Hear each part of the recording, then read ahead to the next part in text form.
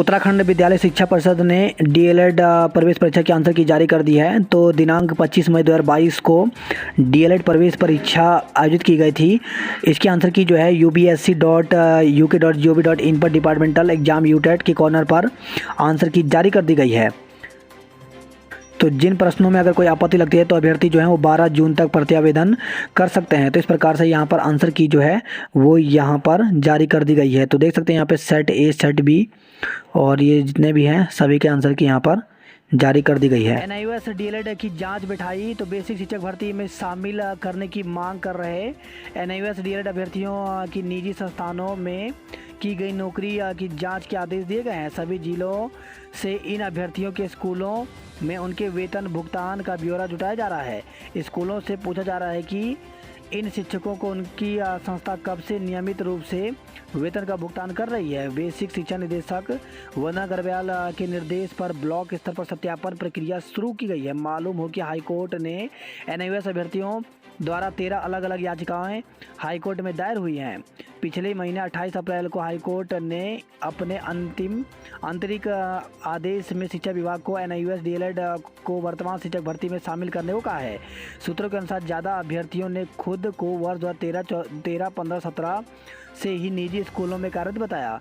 BEd TT प्रसिद्ध बेरोजगार शुरू से एनआईओएस डीएलएड के प्रमाण पत्रों पर सवाल उठाते रहे हैं। वहीं एनआईओएस डीएलएड टीटी शिक्षक महासंघ के अध्यक्ष कपिल देव कहते हैं कि कोर्ट ने इस प्रकार जांच करना गलत है। कोर्ट ने शैक्षिक व कार्यकारी योग्यता पर कोई निर्णय नहीं दिया। कोर्ट के आदेशानुसार काउंसलिंग प्रक्रिया में शामिल करना चाहिए। एलटी कैडर घोषित करने की मांग, तो जूनियर हाई स्कूल शिक्षक संघ सेंट्रल स्कूलों के समान राज्य के शिक्षकों का त्रिस्तरीय कैडर बनाने की मांग की। बात करते हैं जॉब अलर्ट को लेकर के, तो RIE भोपाल में मौके तो 22 पदों पर भर्ती निकली हुई। Pre primary teacher, junior project fellow के विभिन्न पदों पर भर्ती निकली हुई, जिसके लिए अभ्यर्थी ऑफिशियल वेबसाइट पर जाकर पूरी जानकारी ले सकते हैं। ये पद इंटरव्यू के माध्यम से भरे जाएंगे।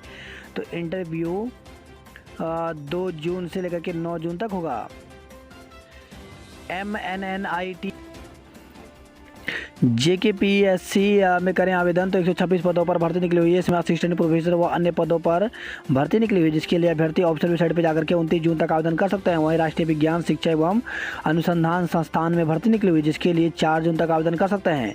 भारतीय विशिष्ट पहचान प्राधिकरण में भर्ती निकली हुई है, जिसके लिए ऑफिशियल वेबसाइट पर जाकर के 13 जून तक आवेदन कर सकते हैं। वहीं भारतीय प्रौद्योगिकी संस्थान दिल्ली में भर्ती निकली हुई है, जिसके लिए 17 जून तक आवेदन कर सकते हैं।